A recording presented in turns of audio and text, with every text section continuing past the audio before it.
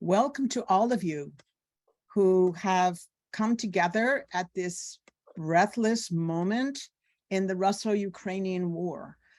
My name is Nina Tumarkin. I am Catherine Wasserman Davis Professor of Slavic Studies. Here at Wellesley, I direct the Russian Area Studies program and Professor of History, which joins Russian Area Studies as a sponsor of this important panel titled Putin's War, Weaponizing History. Catherine Davis, Wellesley class of 28, was a splendid person and personnage, and Wellesley College's most generous benefactor, who died in 2013, and she would have been very pleased and proud to sponsor this panel with two exceptional women as speakers. She was very devoted to the study of the Soviet Union and of Russia. Today, there were reports of Vladimir Putin and Xi Jinping at a time when Russian forces have been in retreat. They met at Samarkand, and here is a photograph of the room in which they met, which is, I think, dramatic because right between them is a coffin. And it just seems so wonderfully symbolic. It almost seems like a coffin, with evergreens practically at Christmas time.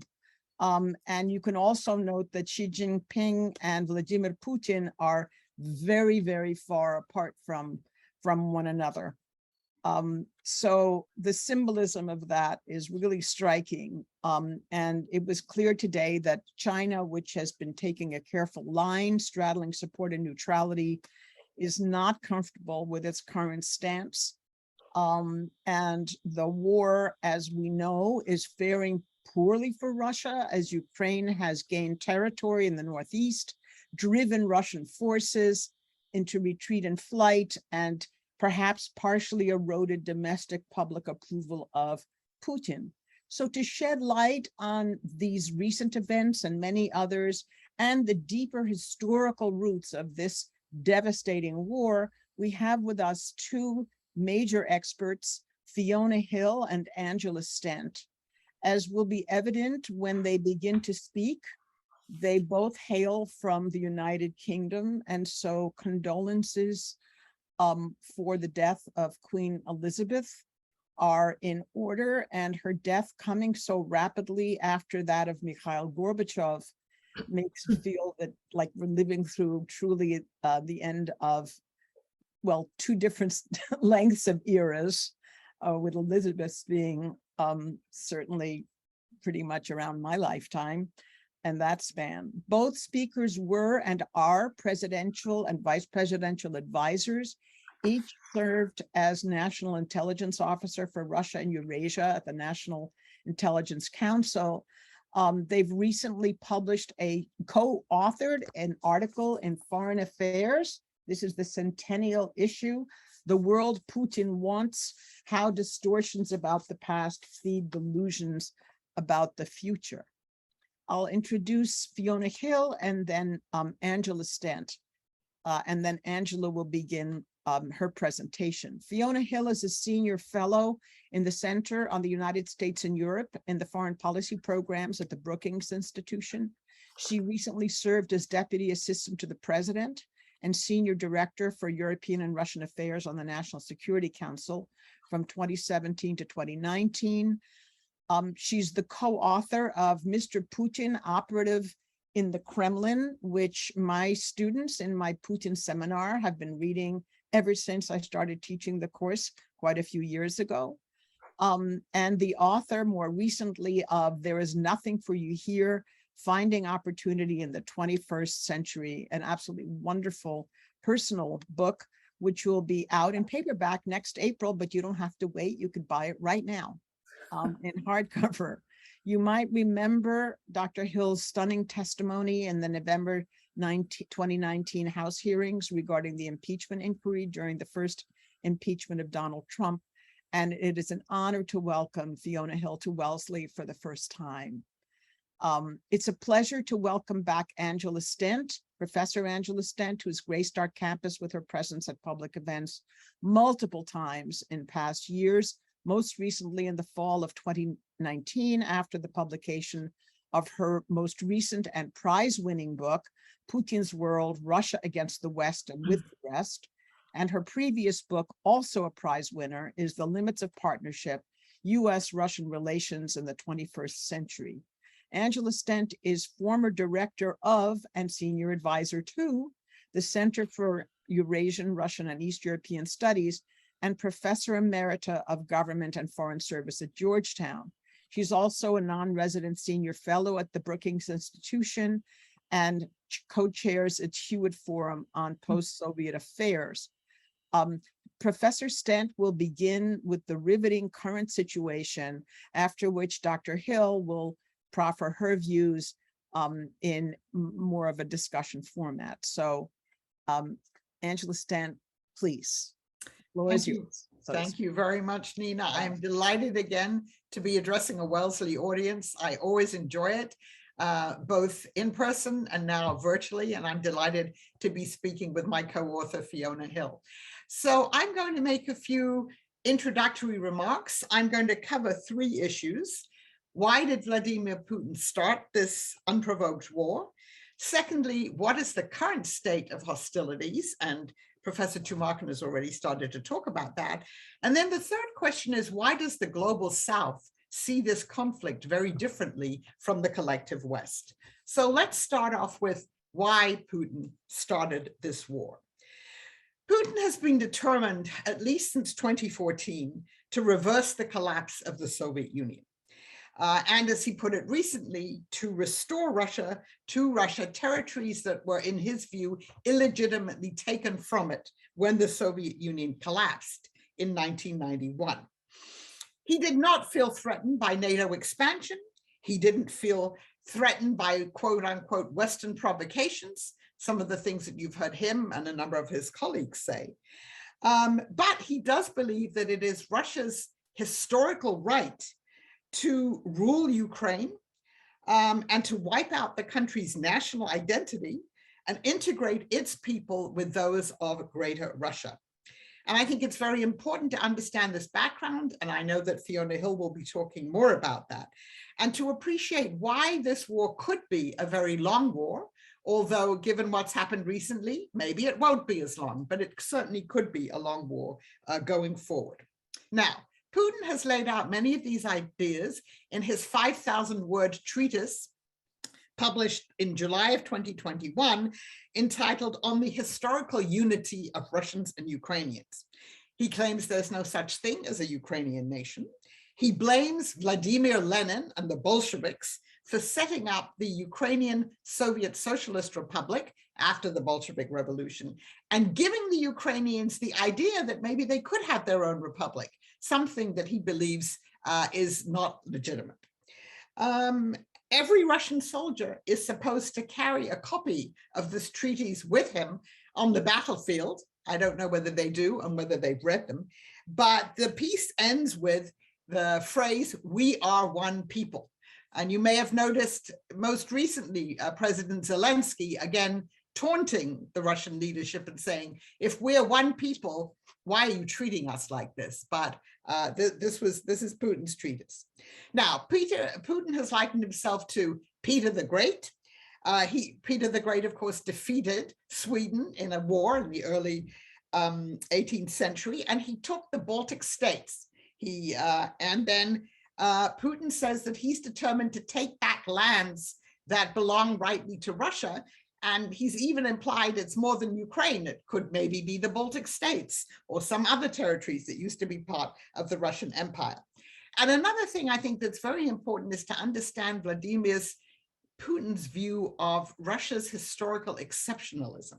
Now, some of you may have studied that with Professor Tumarkin. So that has many aspects to it. Part of it has to do with Russia as a unique Eurasian civilization and the role of the Russian Orthodox Church. But it also, the implicit in this view is that Russia has the right to dominate its neighborhood in perpetuity. So from Putin's point of view, the fact that we can name many empires over the centuries, beginning with the Greeks, that have risen and collapsed. And of course, in the 20th century, the Ottoman Empire collapsed, the Austro-Hungarian one did. Eventually, the French and British had to give up their colonies, maybe reluctantly. You see discussion of this now with the Queen's death and colonialism. But in the end, they all gave up their colonies and understood that that phase of their imperial history was over. But Putin seems to believe that, again, his unique destiny, Russia's unique destiny, is not to accept the loss of territories from the collapse of the Soviet Union in 1991.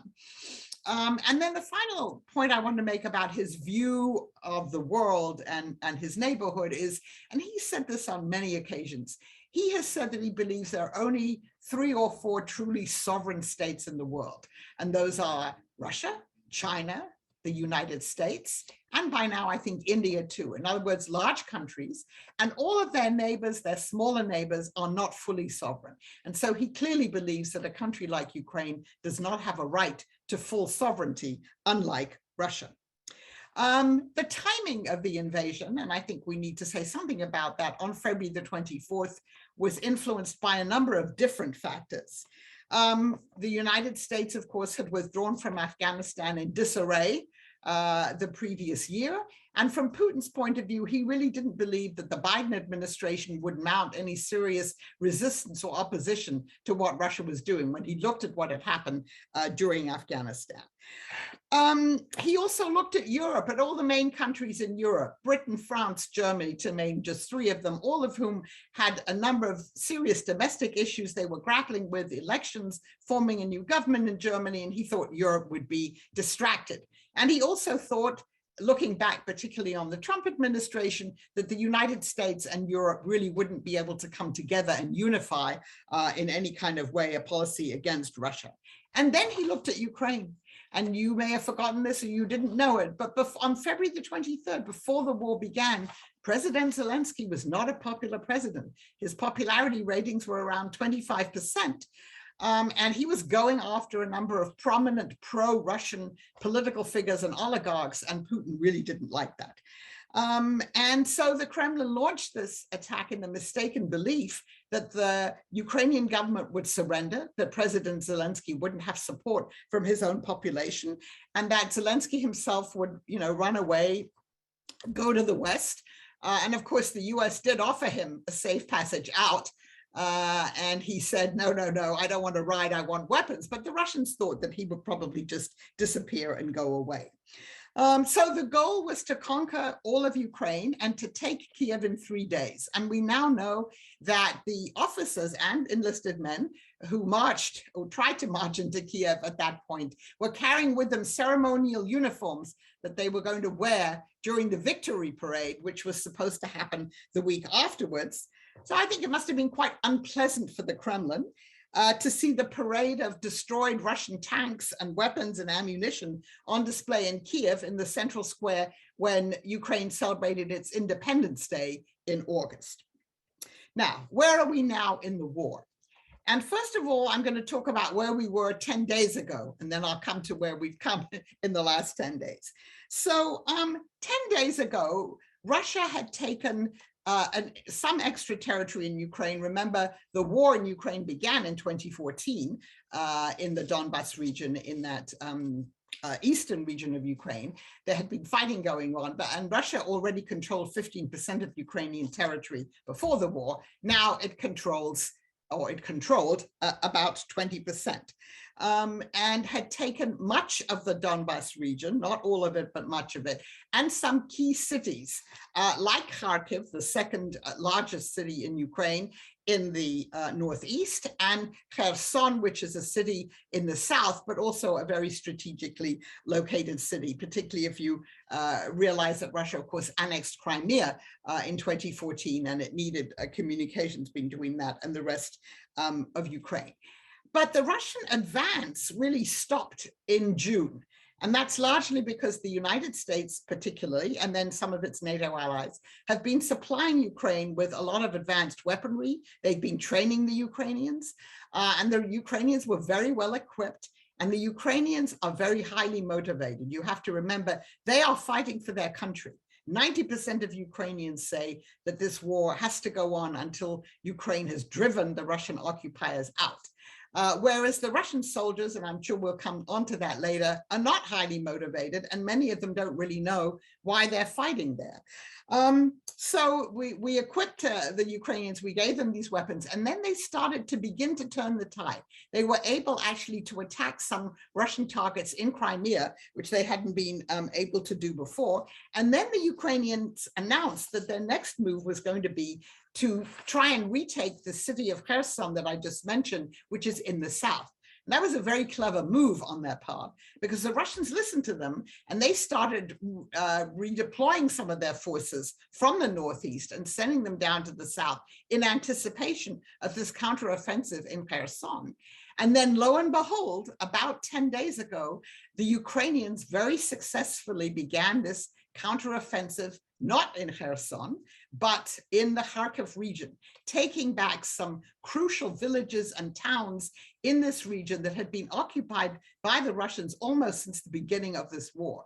And I was telling Nina Tumarkin before I came on this evening, I did a small segment for the BBC World News, and before I spoke, there was the BBC correspondent who was in one of these key towns called Izium, and just listening to the horror stories. They've now, of course, uncovered the same kind of atrocities in this city that was occupied by Russians as they did in some of the areas near Kiev, the suburbs of Kiev, like Bucha and Irpin, after the Russians left Kiev. So these people were living under terrible occupation. They've discovered a mass grave already with 400 bodies in it, and I'm sure things are going to get worse. So they have liberated this territory, and this is a tremendous morale boost for them. So that's one important part. And the other thing that maybe is quite dramatic is the way that the Russian army has just fled.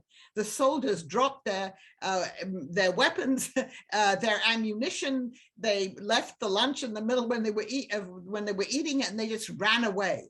And then there have been intercepted calls by Russian soldiers to people back in Russia, telling them what happened, using language that's not fit to print, but just complaining bitterly about how disorganized the chain of command is, how disorganized, everyone was. Nobody had instructions for them. They were running away literally on foot. And so right at this moment, this appears to be a great success for the Ukrainians. President Zelensky was in this area yesterday, congratulating the Ukrainians on liberating the area and saying that this offensive is going to go on. And I'm sure we can maybe talk about this later on. The Russians have already responded to it in an asymmetrical way. They started attacking more power sources in Ukraine. By the way, the Russians very dangerously are using the largest nuclear power plant in Ukraine, the Zaporizhia, in Europe, sorry, the Zaporizhia plant as a battlefield, really. They've stationed weapons there and they're firing from it, and they've closed the whole thing down. Ukraine has lost 20% of its electricity because of this. And just yesterday, they attacked a hydropower station in Ukraine. So they are reacting to this, the Russians, but not sending troops. The troops have gone and they haven't come back yet.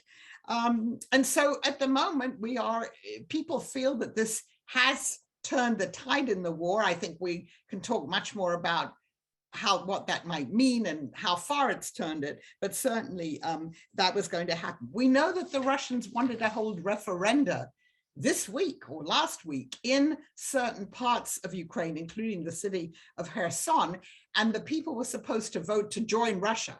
And the point of doing that is, you have Russian occupation forces there.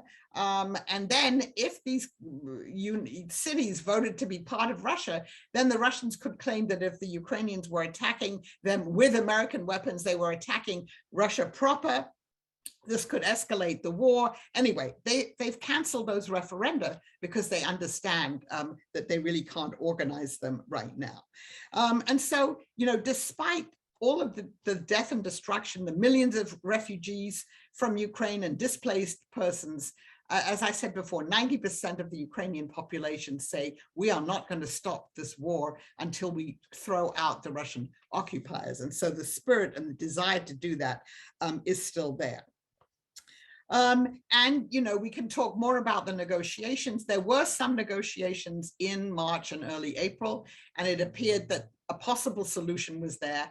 And then with the discovery of the atrocities outside Kiev and the Russians really pulling back too, there haven't really been any serious negotiations. The only thing that was negotiated was an agreement to export Ukrainian grain. The Russians had blocked the Ukrainians from exporting their grain from the city of Odessa. This was an agreement that was brokered by Turkey. The Russians and Ukrainians did not sign an agreement with each other, but they both signed it with Turkey and the United Nations. Putin is now questioning that agreement, but at least now grain has been getting out, and it has been getting out to places in the global south where they really need the food and also fertilizers. So finally, let me just say a word about the global south. Why is there such a gap between the collective West, which is North America, Europe, Australia, New Zealand, Japan, South Korea, Singapore? All of these countries have sanctioned and condemned Russia. And then a country like China, which at least verbally has supported Russia, India, South Africa, Brazil, the large countries in the BRICS, and then a large number of countries in Latin America, in Africa, and in the Middle East who have not voted to condemn Russia. They've refused to sanction Russia, and they're basically staying neutral in this. We could talk more about why this is happening. A lot of it has to do with the fact they view this as a localized European conflict. They look at the United States and they accuse it of hypocrisy. They talk about different wars the US has been involved in, be it Vietnam, Iraq, Afghanistan, and they say what Russia is doing is no different. Why should we condemn it? And then a large number of these countries have economic interests in a relationship with Russia, and they're buying Russian weapons. India is a major purchaser of Russian weapons. It's also a major purchaser of Russian energy. And for all of these reasons, we cannot expect that when this conflict is over, that somehow these countries will change their view of Russia. Russia will still have, you know, some considerable hard and soft power there. Now, to come back to the final point, which Professor Tumarkin was making about the summit of the Shanghai Cooperation Organization today in Samarkand.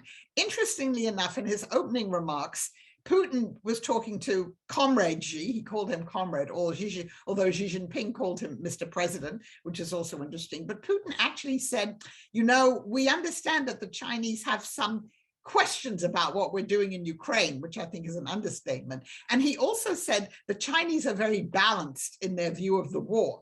I mean, what the Chinese have done is they've supported the Russians rhetorically. They've blamed NATO and the United States for the fact that there's a war going on.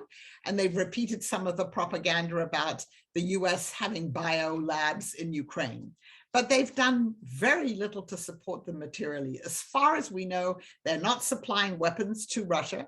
I'm sure that when Mr. Putin meets with Xi Jinping in their bilateral meetings, which will not be public during this summit, he may be asking for stuff, but he certainly hasn't received any. And the Chinese are observing the Western sanctions on Russia because their economic interests in the United States and Europe are much greater than their economic interests with Russia.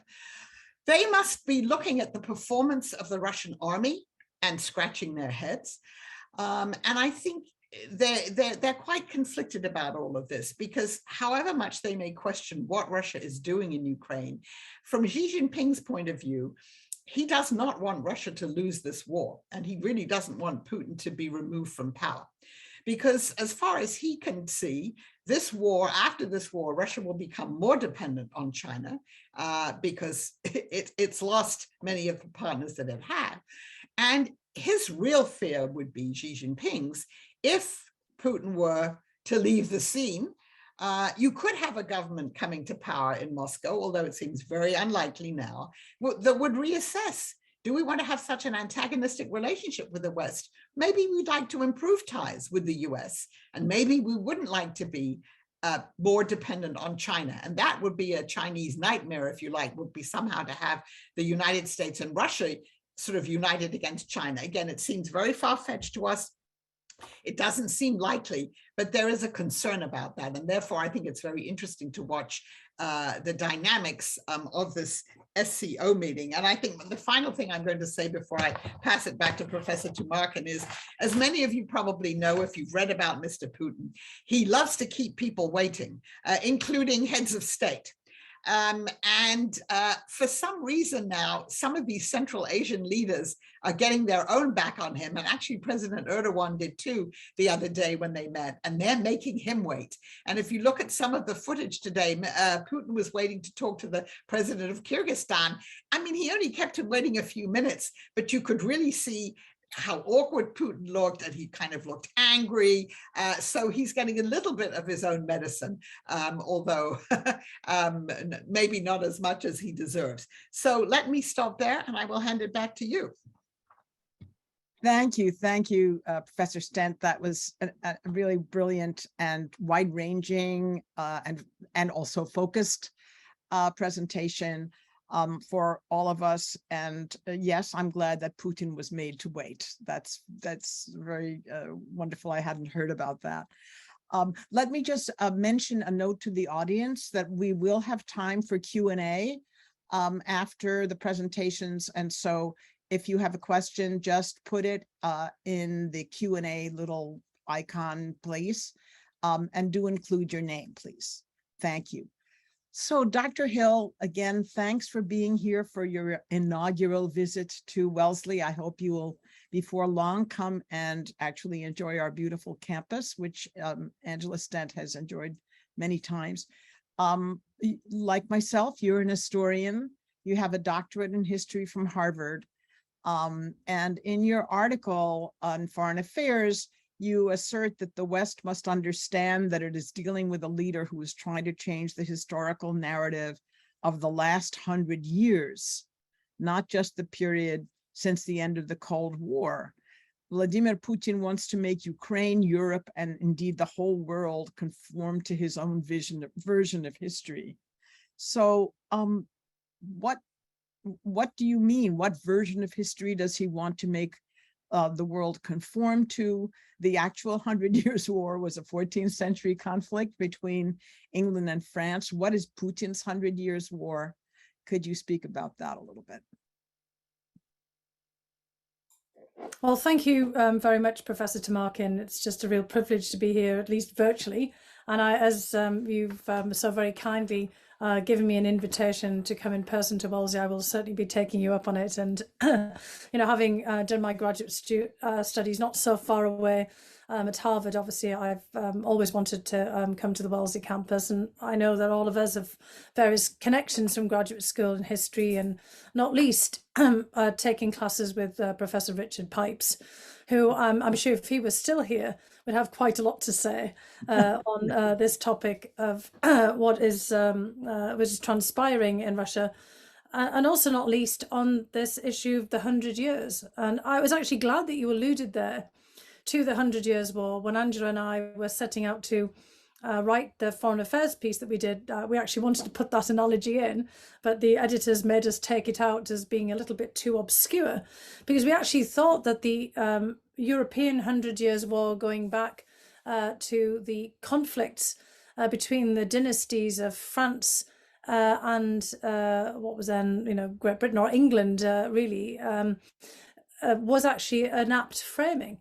Because if we think back to that 100 Years' War, the 100 Years' War that spawned so many Shakespeare plays and so many references, the Battle of Agincourt, for example, which is probably framed not to the probably the best extent relations between France and England ever since, and given us, you know, so many different comments like "once more unto the breach, my friends," which is kind of where we seem to be back again in this context. It was, of course, rooted in the perception of the English monarchy that they had the divine right to rule over France because of dynastic ties. And the war went on for more than 100 years, in fact, about 110, 111, with periodic truces. And in a way, Putin is basically conjuring up the idea that there has been 100 years long struggle going back to the 1920s, since World War I and the collapse of the empire, as Angela said in her opening remarks, and blaming Vladimir Lenin for creating what Putin is saying is an abomination of the socialist Ukrainian republic that had never existed before. And in the midst of the creation of the Soviet Union in 1922, and of course that's the whole kind of process of the creation of the Soviet Union, the Soviet Constitution coming along later and enshrining the Republic of Ukraine, and that this is basically another phase in a conflict that has been he has put in motion to revise that, because as Angela said very clearly at the beginning, he actually believes that Russia has the divine right to Ukrainian territory. So it's not that dissimilar from the Plantagenets and the Valois fighting over who got to have the French throne. Now, of course, all of these historical analogies just depend on the point you're trying to make, right? So Putin is very conveniently framing it in this history of the last 100 years. But if we were to pick any other kind of point in the larger history, we could actually come up with a different set of conclusions. Now, it was also referred to by Angela, Peter the Great, and his great battle with Charles XII of Sweden in Poltava in 1709. And you, Nina, referred at the very beginning in the introduction to the death of Queen Elizabeth II. And of course, everybody's been watching very closely the fact that obviously she died in her residence in Balmoral Castle in Aberdeenshire, how much care and attention was being paid to the funeral cortege passage through Scotland, recognising that she was Queen of Scotland, the Scottish crown on the casket. The now King Charles III having to be proclaimed Charles in Scotland, and then his visits also to Northern Ireland and Wales, and the investiture now of William as Prince of Wales. And all of this is hearkening back, not to the Union of the Crowns of 1604, but also to the fact that Scotland, having been previously an independent country, even if there was the fusion of the monarchy, united with the United Kingdom in what year? 1707. Just 2 years before the Battle of Poltava, when the Ukrainian territories were pulled into the Russian state that was then emerging as an empire after the Battle of Poltava.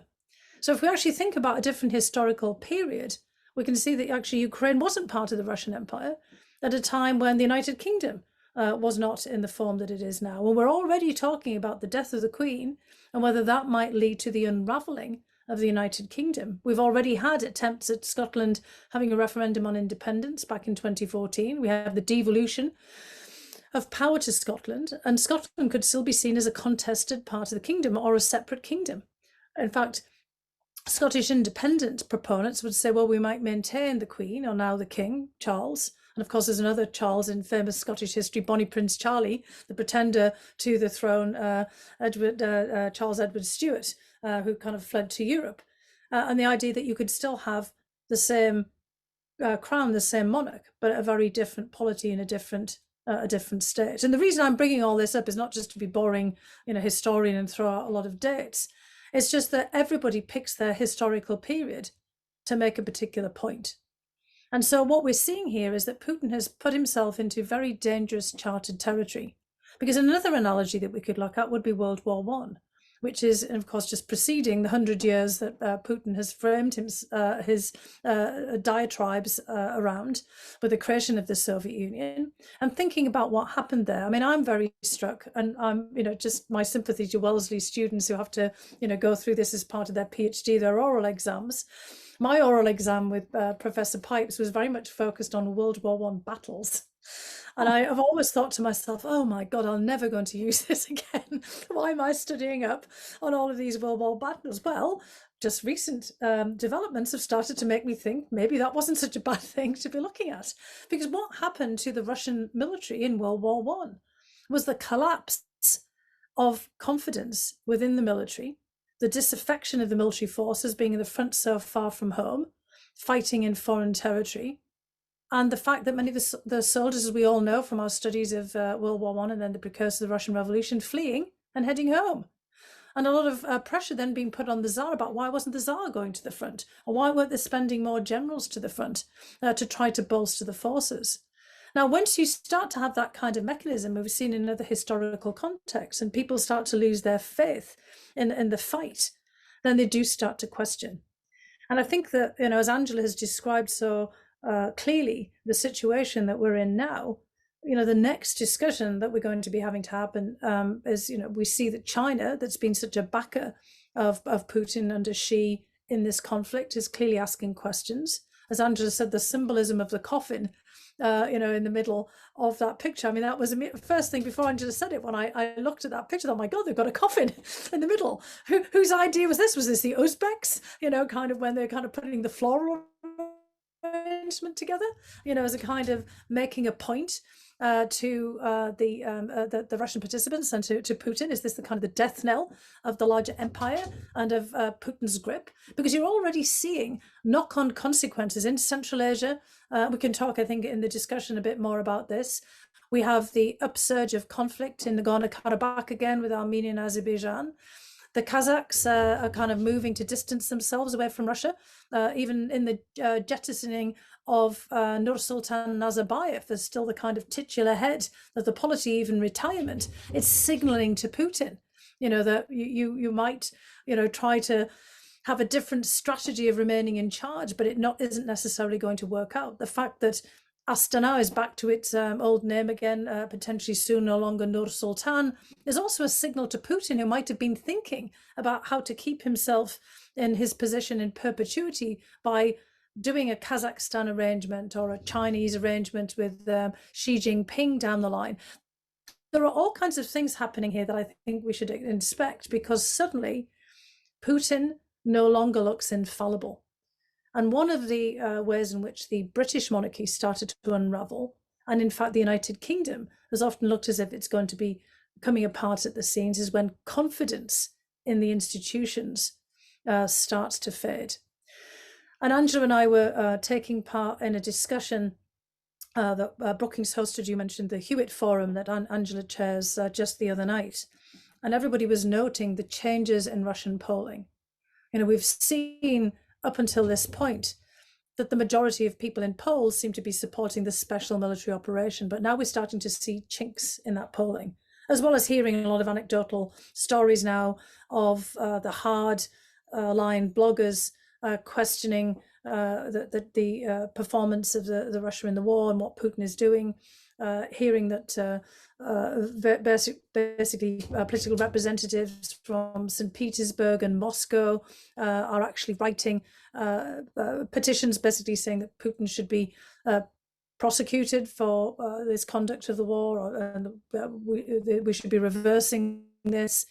But we're also seeing in the polling, and we were discussing this, and it would be interesting, to talk more with the audience about this as well, that there are increasing numbers of people in polls in Russia saying they're no longer paying attention to the war. I think it's up to now, what was it, 48%, Angela, that we heard again last night. Now, people might say, well, why is that so significant? But that means that people are trying to pretend it's not happening because of, probably all of the setbacks, but also that they can't then be mobilized in support of the next steps. And part of the reason that Putin has seemed so hesitant lately and hasn't been able to throw everything that he absolutely can at the war is that, contrary to what we expected perhaps in May during the Victory Day celebrations, commemorations for the end of World War II on May 9th, there was a lot of anticipation. People remember this in the press and elsewhere, the thought that he might announce a mass mobilization, as he knows that society won't accept that. And that, again, when we go back into historical periods, usually imperial positions, or in the case of the Russian military in World War I, fall apart when you can't mobilize people, you can't get people to go to the front. So it's not just a question of equipment, but it's also of manpower. And as we were referencing, Andrew was referencing, yes, there are many other ways to escalate the firing on infrastructure, continuing to play literally with nuclear fire, with the Zaporizhia plant, taking out the electrical grid, all kinds of other things that can be done. But Putin is actually now seeing quite a few constraints.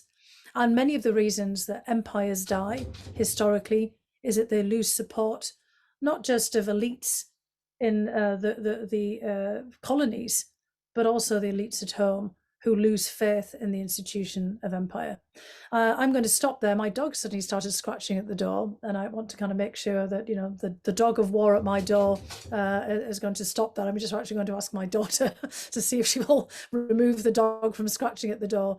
But I think that there's a lot of things here for us to discuss, looking further, not just the global implications that Angela's saying, but some of these knock-on effects in the region, as to whether people, you know, just like if the Uzbeks are kind of, you know, tweaking, you know, the Russians here with the coffin and flower arrangement, about how everyone is reacting to the idea that the great Tsar, the monarch, Vladimir Putin, is looking pretty fallible at this point. Right. So you're going to deal with your dog, and we're going to continue talking, and you come back, right? Right. Oh, there's the dog. Well, hello, welcome, Dr. Hill. Yes, you know, I think it was interesting. Moscow Times had an article yesterday when you were bringing in Charles III, that Charles III is a descendant of the Romanovs. Right, in a way that evidently Elizabeth and Philip were not, but somehow he and Anne are. So there's a nice convergence. So we might have, you know, another war between Russia and Karl, like the Charles XII, Charles III. So when you're talking about the version of history and all of these different things you're talking about, you in your article call historical narratives a potent political weapon that you say underpin his legitimacy. Yes, of course, historical narratives can be potent political weapons, but why does he need that? I mean, he is an elected president. He may be seen now to be more fallible than before, but still, as of August, his approval ratings were 83%. You know, it's probably much lower now. But what do you what do you make of this? Why is it so important?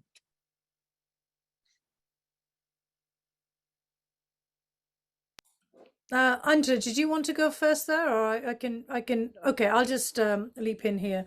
Look, I mean, we know very well, Professor Tamarkin, as you've laid out here, that, you know, history can be manipulated and weaponized, that the versions of history are always important. It always seems to be the victor who gets to basically write history.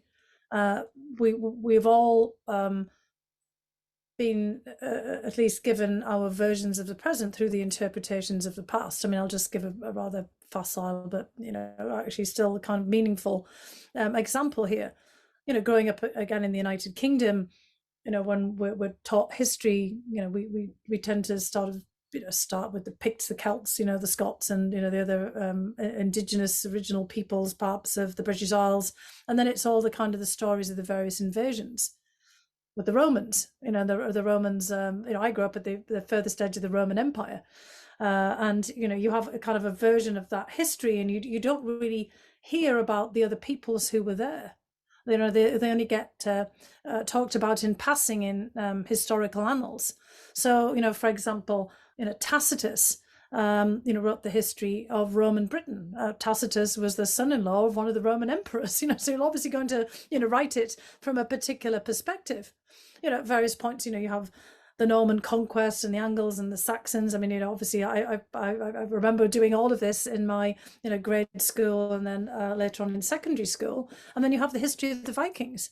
And the history of the Vikings coming into Britain is written completely from the perspective of the literate class, which were the monks who talked about the Vikings raiding and these heathens, and then you kind of gloss over the fact that the Vikings were actually in charge of large swathes of the United Kingdom, Danelaw. I'm saying this because my daughter's reading Beowulf at the moment, you know, which is in fact a Danish chronicle, and that they were actually in charge of the whole kind of political, social, and cultural system for several hundred years, and part of Britain was Danelaw. But the chronicles of the history of that time are written from another perspective, After the you know, fact. looking at them, you know, and we have that in Russian history over and over again. Right. So what Putin Right. was trying to do here is write a victor's history, and he's trying to write Ukraine out of history. So it really matters about who gets to write that history. And you know, but maybe it matters. People might think less in the present when we actually can see what's happening. But you know, if you look off into the future, the people who've written that history can shape the present, because Putin is basically saying Ukraine never existed. No, there wasn't a Ukraine.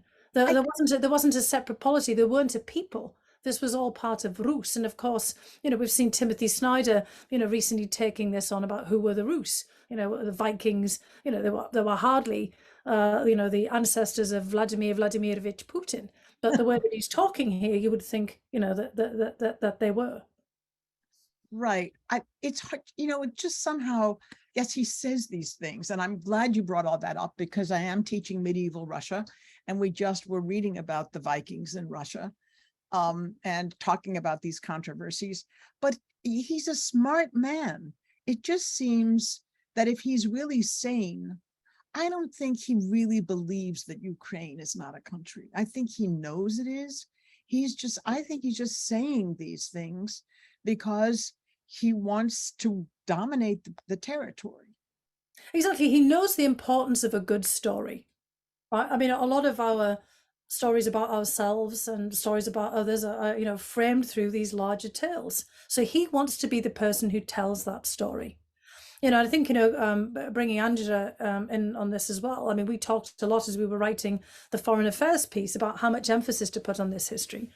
But, you know, we've come to the conclusion, many others have as well, that Putin's period of isolation during COVID, you know, obviously did a number on him, in the sense of, I mean, I believe he's completely rational looking at things in a particular frame, but he's always said, you know, kind of going back 10, you know, 15 years now, that he's a student of Russian history. Andrew and I were both at a Valdai session meeting where Dmitry Peskov, his spokesman, said that Putin reads all the time. He reads Russian history, but only by Russian authors and, you know, Russian historians, and that he's constantly thinking about Russian history.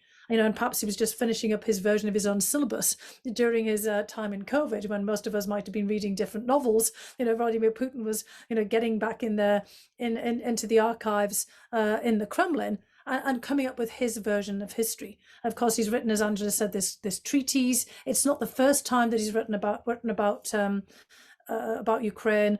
You know, we mentioned in the article that he's actually had people assigned to write essays on Ukraine, including Mr. Medinsky, the culture minister, who was actually one of the early negotiators with the Ukrainians after the war broke out. He has actually made it a cottage industry in Russia to come up with versions of Russian history that since 2011, 2012, when he came back into the presidency again, have put Ukraine in the center of it. So he's been weaving this narrative, this justification of Russia and its preeminence in Europe and its dominance of Europe and Eurasia around Ukraine for best part of 10 years. Yes. Angela, do you have any response to this? Well, I was just going to say, your subject, Nina, right?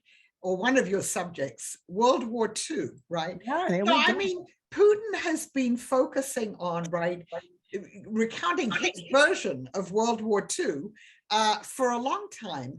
And as we now know, in the new Russian constitution, if you question the official version of what happened in World War II, which of course downplays what the United States and Britain does, it sort of denies that Russia, the Soviet Union, invaded Eastern Poland after the Germans had invaded Western Poland, denying all, you know, and that's now, you know, you can be thrown in jail for questioning the official version of history. And it just struck me that, why wasn't that enough? Wouldn't that have been enough if he's trying to shore up his legitimacy, right? Why is he in power now for 22 years? How come he changed the constitution in 2020 so he could stay in power till 2036? That the World War II has shored up his legitimacy. And now, of course, he's tying what he's saying about Ukraine to that, right? By describing the Ukrainians as Nazis, although, as we say in our article, what he really means by that is not that they follow the precepts of Hitler, but that they, you know, don't want to be with Russia and they don't want to be part of Russia. So to me, it's an interesting kind of journey from focusing so much on the World War II part of it, and now somehow integrating Ukraine into that. Because, you know, if you look at it rationally, and maybe this does come back to COVID, he didn't really need to do this to shore up his own legitimacy, I don't think. No. And in terms of the sort of calling them Nazis, of course, it's so insane, you know, with especially with Zelensky being Jewish and so on. And so then, but they were really calling at the earlier, after Crimea, they were calling each other fascists. I mean, Ukrainians were calling Russians fascists, and Russians were calling Ukrainians fascists. Clearly the Nazis is mostly just a word for as evil as anybody can be. I think it's also meant to be, you know, Professor Tamarkin, this idea that, you know, there's kind of rabid Ukrainian nationalism by denying that they're being Russian, that they're Russian. You know, and he's often referenced during, you know, the war when they've been sending to the fronts Buryats and Avars and, you know, other groups from Dagestan or Chechnya and right. Elsewhere. He keeps talking about the great multicultural, multi-ethnic, multi-confessional Russian state. And making that very kind of clear then that Ukrainians should consider themselves to be part of that as well. So it's in denying that they're Russian in that larger sense, or part of that larger Russian polity, is what makes them Nazis. And I think that's kind of why he picks up on people like Stepan Bandera, for example, you know, and other references there, people who fought against being part of the Russian/Soviet state are inevitably then Nazis. You know, not with only the fact that Bandera also, you know, carried out his own atrocities and did at least, you know, fight alongside or in parallel with the Nazis at, you know, various points as well. But Putin's conflating all of these, as Angela said, because he's almost set up World War II as a state religion, as a kind of a touchstone for the whole state. And therefore, as Angela was saying, you know, very clearly, he has to justify things that he's doing around that. Now, the other kind of question of why I think is interesting, because 2024 is looming. And, you know, we haven't really mentioned that, but Angela did say, look, he's just given himself this amendment to the Constitution back in 2020 that enables him to stay out till 2036, 2 terms. Well, the next trigger for, you know, a succession comes with 2024. He has to reaffirm himself, re-legitimize himself. The last time around when, let's just say, enthusiasm for Putin was flagging, he annexed Crimea, and of course his ratings shot to the stratosphere. Look, and even people like Mikhail Gorbachev were kind of applauding the return of Crimea to the fold. You know, we could ask ourselves, what would it look like if Putin really had done what he thought he was going to do, which is after a week, you know, as Angela, you know, suggested, was having a fantastic parade in Kiev with everyone in their dress uniforms because Zelensky had fled, the Ukrainian government had fallen apart, and there'd been pretty minimal fighting. There was no fighting whatsoever in Crimea. He was banking on the fact, not that this would be a blitzkrieg per se, but that Ukraine would just sort of disappear. He misread Ukraine and Ukrainians and thought that they would capitulate, and it would be a rerun of Hungary 1956, Czechoslovakia 1968, Poland, maybe there'd be a General Jaruzelska, something would declare martial law, but that this would be over very quickly. And then he would have his 2 years to kind of plan ahead to his reconfirmation of Tsar in 2024. Now he doesn't have that. And 2024 starts to loom as a rather negative inflection point. We always know that in a Tsarist type system, which Putin has helped to create for himself, that succession crisis is always very dangerous, or at least a point of succession or questions about the succession. 2024 is also the anniversary, the 100th anniversary of the death of Lenin. Yes, I know. And Putin doesn't like that, does he? Remember, he banned the death of Stalin and that wonderfully produced film in Russia because he didn't like the idea of this. And we know that he hates Lenin, at least, you know, kind of rhetorically and, you know, symbolically, because of Lenin's role in the creation of the Soviet Union, the Bolshevik Revolution, bringing down the empire. And Lenin, of course, there was assassination attempts against him. You know, Lenin ultimately died of a stroke, you know, perhaps because of, you know, the shot by Fanny Kaplan. You know, there was all kinds of other issues, you know, who knows, you know, kind of all of the different things that are going through Putin's head at this particular point about, you know, what he's thinking here. But clearly 2024 is going to be an uncomfortable time. It's not just about our presidential election here in the United States. Zelensky, of course, also would be up for re-election in 2024. But Putin's got to be worried somewhat about this now. This has not gone according to plan. Right. Yeah. I mean, before the Constitution Amendment, the new Constitution, and he was going to actually be out in 2024. And with the 100th anniversary of the death of Lenin, I thought maybe they would bury Lenin and get rid of two Vladimirs at the same time from Red Square, leaving only the statue of Saint Vladimir, who's the third Vladimir in Red Square. And obviously that's not going to happen. Well, it's also true that, October 7th, he's going to turn 70. And in Russia, 70 for a man is pretty old. And so in 2024, he'll be 72. And he's already been thinking about the future. You probably know about this awful cemetery that he had built in the north of Moscow for major generals and important military people and political leaders. So he's already, so that was, I think, about 2018, he had that cemetery built. So he's also thinking about the actual future in that way. Well, as we're heading off into these realms of beyond death and so on, let's move to the Q&A part of It's 9 o'clock and give some chance to the audience. But I just want to pose a couple of questions, which neither of you brought up. Do either of you think that he, if things get tough, would actually resort to the use of tactical nuclear weapons?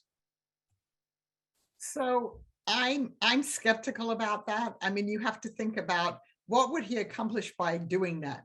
If he's trying to take territory, detonating a tactical nuclear weapon isn't really going to help him. It would certainly scare everyone. It would also mean that, whatever radioactive fallout there was wouldn't only hit Ukraine.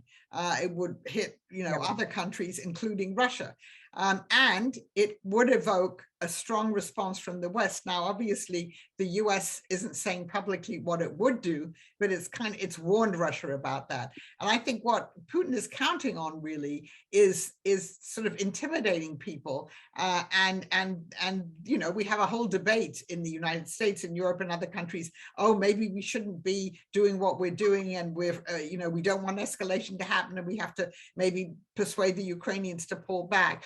So you can't rule out that he would use a tactical nuclear weapon, but it would, I'm not really sure how it would advance his goals at all, unless he feels that, the alternative to that is him being overthrown and something happening to him. Yeah, and I would say, I agree with Angela on this. There are some dimensions that Angela and I, discussed before that, in a way, Putin is not behaving that dissimilarly from Kim Jong-un in North Korea. It is constantly nuclear saber rattling, firing off missiles left, right, and center, almost in a fit of pique because he's not getting the things that he wants. And just as a vignette here, when Putin announced that Russia had developed the hypersonic weapons and was talking about all the other innovations in nuclear power that they'd made. Remember the big speech that he gave, or the national addresses, and he showed a video of a simulated missile strike heading towards a peninsula, which looked remarkably like Florida. And, one of the points, it looked like it could have been Mar-a-Lago, because this is during the Trump administration. Right. President Trump noticed this and said, "What's going on here? Real countries don't do this." Now, I'm sure that got back to Putin, because even, President Trump, who had quite a good deal of admiration for Putin the person, that's hardly any secret to anyone, couldn't understand quite why Putin was taking that step. It seemed to him like a sign of weakness. And then, if we look at China was also very disturbed by what Kim Jong-un was doing at the time, and actually was stepping in behind the scenes to try to resolve this. We can't be at all be surprised if the Chinese were actually saying something to the Russians behind the scenes and to Putin about nuclear weapons, because China doesn't want to necessarily be a irresponsible nuclear power. China actually takes that kind of stability and its own preeminence and growing preeminence in nuclear issues in the Asia Pacific very seriously. That's kind of a part of its play there. And Russia is a factor, of course, in the Asia Pacific and is now going off half-cocked. And you're getting the Japanese and the South Koreans and others also wondering about whether they should be posturing themselves differently because of Russia and North Korea. And so this kind of is, creating a lot of instability. We used to have these strategic stability talks with Russia, where Russia was always trying to present itself as a responsible power, and now they look like the irresponsible power. So I think that there's actually a lot more there than just, Putin, trying to play with this for the intimidation purposes on the ground, which he clearly is. And Angela already mentioned the Zaporizhia plant. In many respects, Putin already is trying to use nuclear weapons and nuclear power tactically. He's trying to use Zaporizhia as a kind of a weapon because, he knows how much aversion there is to nuclear power in places like Germany, the aftermath of Fukushima, the aftermath of Chernobyl. And, look what they did in the Chernobyl exclusion zone, obviously to the detriment of their own soldiers, sending them right in there into a highly radioactive zone. And, having them dig trenches and, kind of basically settle down there, no doubt with all kinds of deleterious health effects going forward, showing that they really don't care about this. So Putin's already shown us his kind of tactical operational approach to nuclear issues and basically trying to improvise in a way with a tactical nuclear weapon, and also deploying it rhetorically because he's hoping to intimidate us and to scare us. So as long as we know what he's doing here, and as Angela said, we can be fairly certain that there are messages being sent behind the scenes, we should be pushing back because we know what he's doing and why he's doing it. Right. But, and so pushing back in what way? I mean, how? Well, I think we already are doing that, as Angela suggested. I mean, you don't think that the government isn't saying anything, to him and to others behind the scenes. Right. And again, that's one of the reasons why, the US was off to talk to China about these issues, basically saying, really? I mean, is this kind of the world that we want to live in? Because as Angela said, the fallout, as we saw from Chernobyl, is not contained to, one area. And of course, we've seen the IAEA sending out a mission, calling Russia out for being irresponsible. And this is the same Russia who, with Rosatom, was basically trying to be the main competitor, to the United States or to the South Koreans and others for the construction of civilian nuclear plants. And yet they're holding the largest civilian nuclear plant in Europe hostage.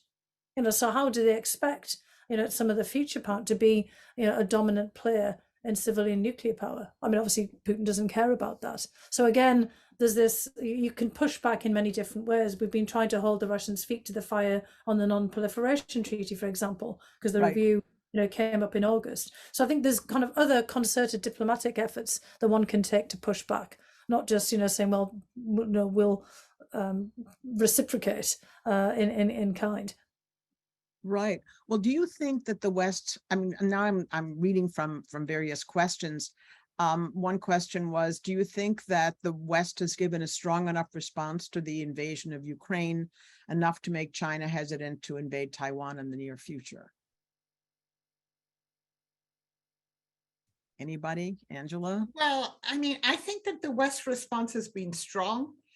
I think the US response could have been stronger. I think the Biden administration has done a lot for Ukraine, but I think it's constrained itself. For instance, it won't supply the Ukrainians with rockets with these HIMARS systems, the systems from which they fire the rockets that could, in fact, reach into Russian territory. It wouldn't go ahead with a no-fly zone at the beginning of the war or at any point during the war, which Zelensky asked for, because it said it was concerned about the possibility of a direct conflict between Russian and American pilots.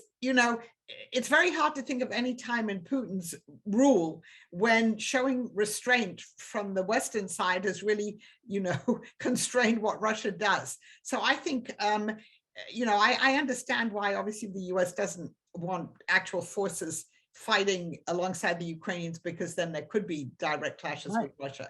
But I think probably we could be doing more, and so could our allies, particularly Germany. Right. Yeah, I want to add one thing to this. We have had a clash with Russian forces that was pretty bloody in 2018. Because in 2018, the Wagner group, the paramilitary group, attacked American special forces in Syria near Deir ez-Zor. This was publicized, after the fact. At first, it wasn't kind of clear to most people what was going on. But the Wagner group pretended to be rebels. And there were very clear rules of engagement set down on the battlefield in Syria, where you had Russian and US forces operating in close proximity. And our military commanders on the ground told the Russian counterparts, anybody fires on us, we're going to fire back, no questions asked.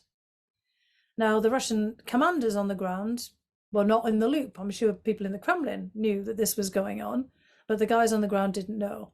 And when the special forces of the US kind of basically called up their Russian counterparts saying we're being fired on, they said, look, nothing to do with us, in other words, fire way back. And of course, it turned out to be paramilitaries in the Wagner group, and there were hundreds of casualties, people killed and injured on the Russian side. The Russians got a message. And I'm not suggesting, that this is kind of something we should keep on replicating, but when you put clear red lines down and you send a message, that message is received. And you can be sure that people are reminding Russia, of that fact behind the scenes here. So, I mean, this gets back to what Angela was, saying before. Yes, we could, also do a lot more, but I think, it's well aware that we could do more and that we were being restrained. Right. And again, that's not that dissimilar from World War I, when you think of, Germany had attacked the Low Countries in France, and most of the fighting was being done in the Low Countries in France, and the big defeat of Germany was in Verdun in France, etc. It wasn't being always taken into German territory, very different from World War II, of course. Of course. And, kind of a very strong, message was sent to Germany at the time as well. And, people keep talking about a proxy war and, kind of framing it in different ways. But the Russians are very well aware that a lot more could be done to support Ukraine. And in fact, many of our colleagues who look at the Russian military keep commenting on how restrained Russia is, right, Angela? Yeah. I mean, we could see that they could. Yeah. It's not just the constraints domestically about mobilization, but there was an awful lot more of things that they could have done.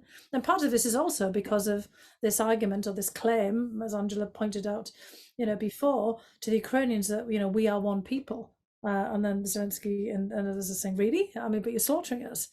Because, in that case, they're supporting Russian speakers when Russian speakers are being slaughtered left, right, and centre, fell through. But it's not just that. I think there is also that fear of bringing on a full-on kinetic war with NATO that Russia and Putin have always been trying to avoid. Yeah. And then, of course, we know that they're worried about that full-on conventional force, and that then they might use their strategic forces. But usually that's, the kind of sense that Russian territory itself is under attack, because it's still the case that Russia is fighting on somebody else's territory. And within Russia, I mean, this is kind of part of the whole public opinion. Russians have always told themselves that they were never the aggressor, that they were never the invader. And that, the whole narrative of World War II is of liberation, not of basically attack and invasion and occupation. Oh, yeah. They liberated Europe and they saved the world from fascist enslavement. Exactly. Narrative. There's a question here by Haley Sweeney, who's writing a senior thesis with me on the Holodomor and the memory of the Holodomor. And she asks, while we've addressed Putin calling Ukrainians Nazis, could you discuss his claims of genocide being committed against ethnic Russians in the Donbas region? And what's the significance of the word genocide in his war strategy? And of course, Zelensky is accusing Russia of genocide. Russia's accusing the Ukrainians of genocide. Could you talk about the G word here? Well, people are throwing around the G word rather loosely, right?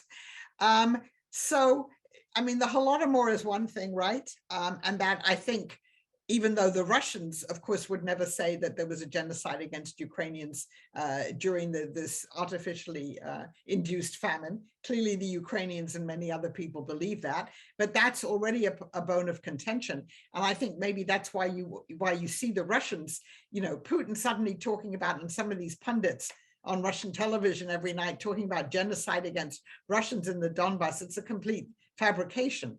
I mean, ethnic Russians and Russian-speaking Ukrainians were living side by side with Ukrainian-speaking Ukrainians in the Donbas before Russia fomented, this war that began in 2014.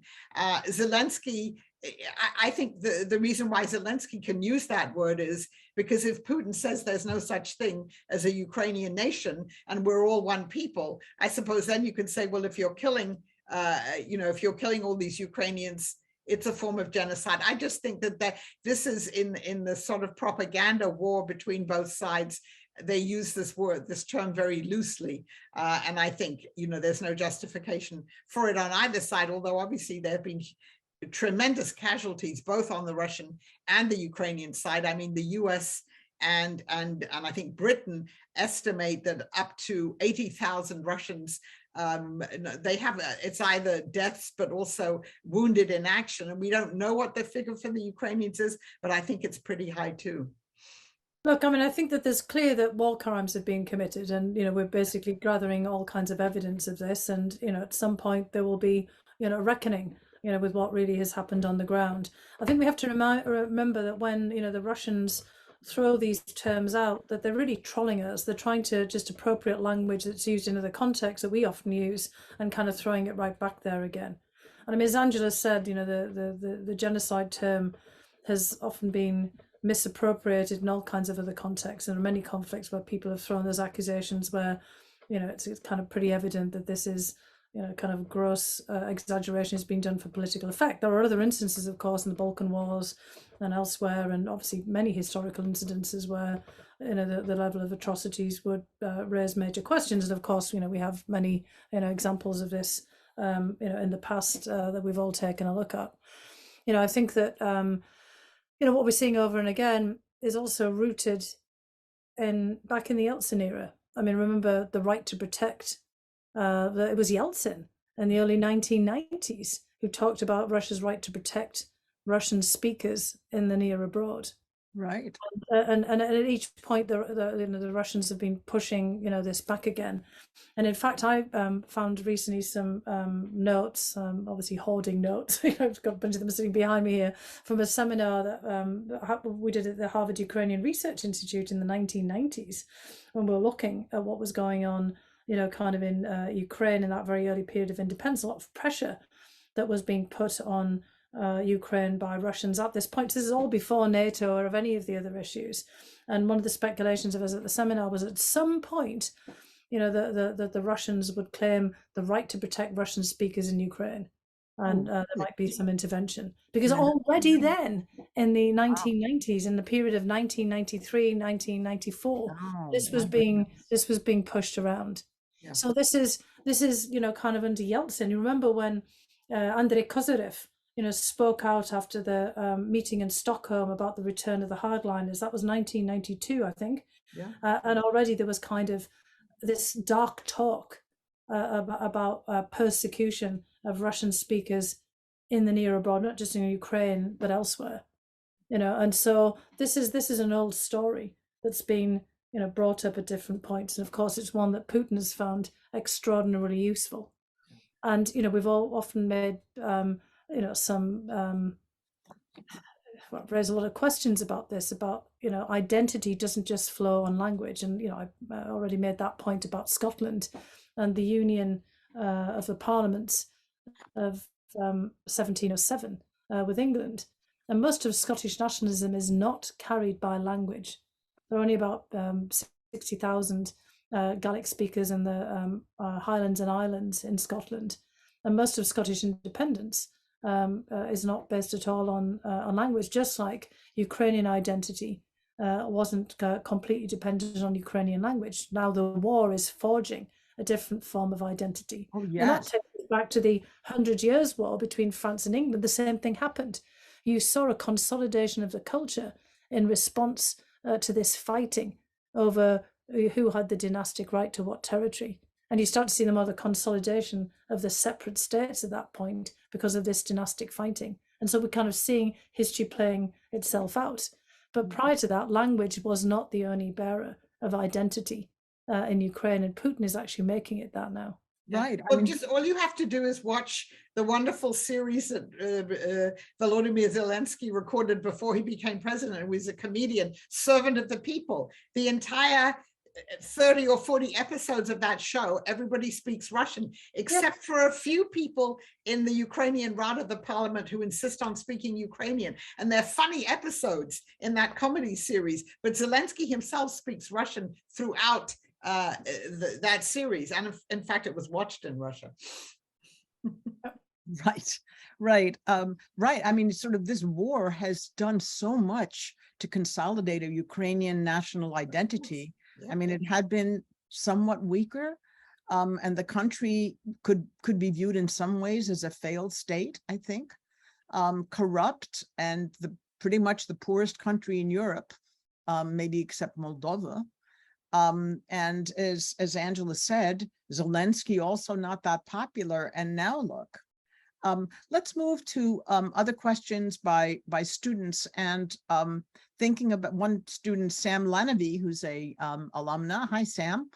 Asked how the deployment of the historical narratives to suit the political agendas, does it rely on the presumed lack of historical knowledge on the part of the Russian populace, or the lack of critical responses? I mean, the question is, Putin can say all these fanciful things, but why do people believe it? There's a wonderful sentence. This is an article that my students in my seminar on World War II as Memory and Myth, talking about how George Bush beginning in 2001, deployed the memory of World War II, and also deployed the grief from September 11th, converting grief and nostalgia into an ongoing substitute for critical thought. And no, I think that's spot on. That's why I read it. Yeah, and I think that, actually the way that Sam, framed the question is also spot on, because I mean, most people are not paying attention to this. They'll listen to the rendition of history and the narrative. Maybe they don't really know much about it, and they don't care. It's not like the entire Russian population is sitting around reading Russian history books. We know in the United States and in Great Britain and elsewhere that people's historical knowledge is very slight. I was reciting, what I learned at school, but that was back in the day. I remember still colouring in maps of the British Empire when I was, at school as a little kid in the late 60s and early 70s. But the kind of history that you learn at school, I mean, not everybody learns, from the same textbooks, as generations go on, and, curricula change.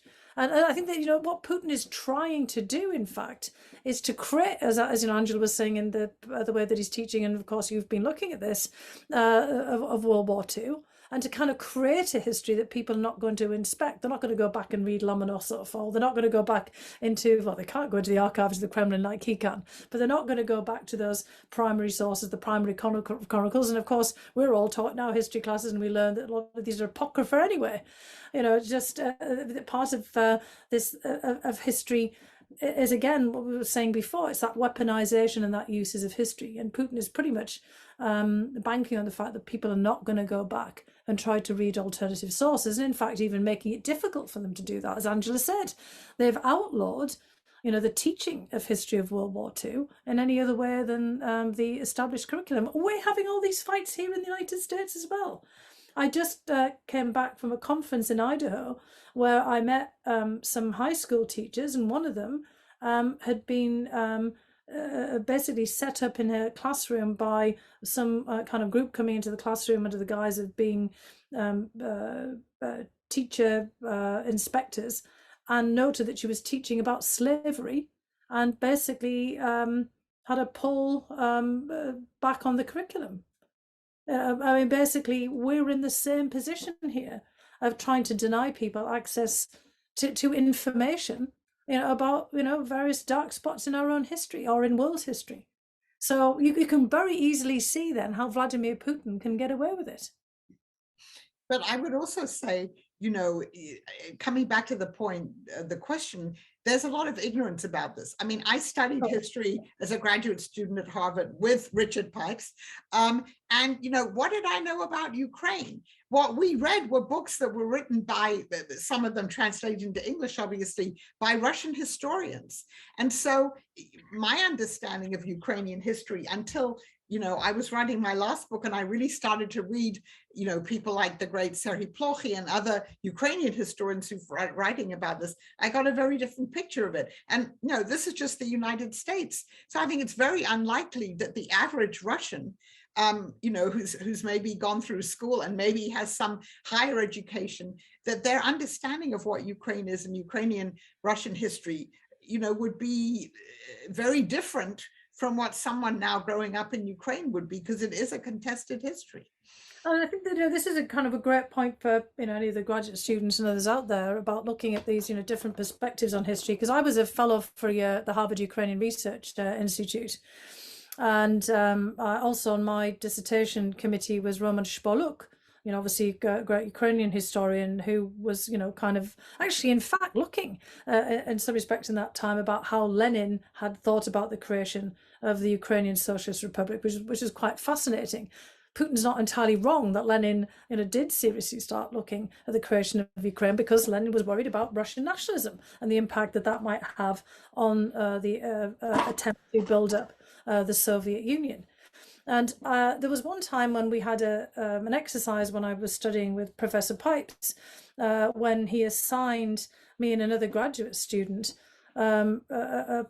basically the same historical question, but had us to go and look at it from different sets of sources, and of course we came up with completely different conclusions. And then he had us kind of basically sit together and kind of work this out.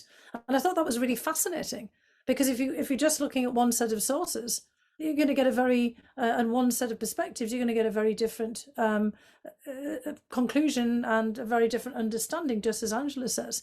And when I went to the undergraduate at the University of St Andrews, and there's a whole course there on Scottish history, and I audited quite a lot of those Scottish history classes, and looked at the perspective that from some Scottish historians, the union of the parliaments was seen as a shameful act, because it came as a result of debts that Scottish investors who had made some pretty bad debts in what's now Latin America, in the Panama Canal zone, that they needed to have a bailout, and they tried to get a bailout from English financiers, and were told that because they weren't in the same polity, and there needed to be the kind of like equivalent of parliamentary, let's say like in the United States, congressional oversight, that wasn't possible.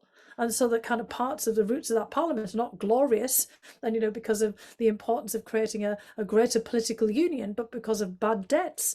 And so, and a lot of historians of Scottish history have been poring over this ever since, trying to kind of think about whether it was even legitimate. So then that's I didn't know that until I audited a class on Scottish history. I'd certainly not learned that in my kind of grade school. First there's the Union of the Crowns, and then there's the Union of the Parliaments. I could have gone through life not knowing that.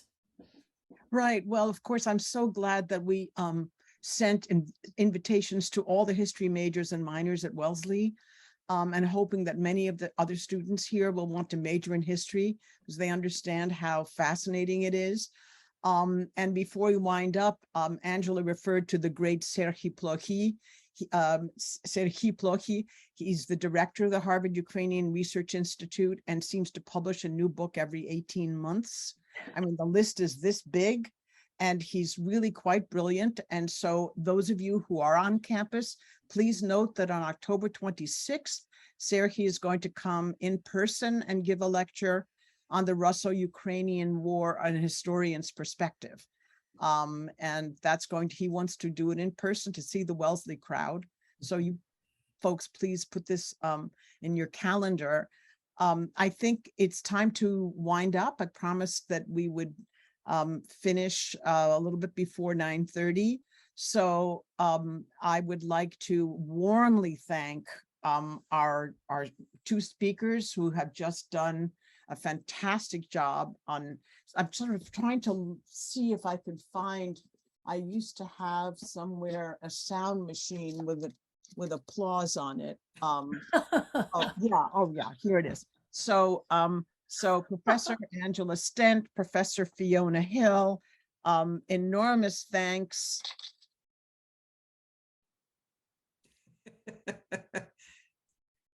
Rather muted applause, but never mind. Seems appropriate. All right. Well, thank you so much. And a good night to all the audience. And I really, really appreciate it. All right. Great to be here. Thank you. Bye-bye. Bye-bye.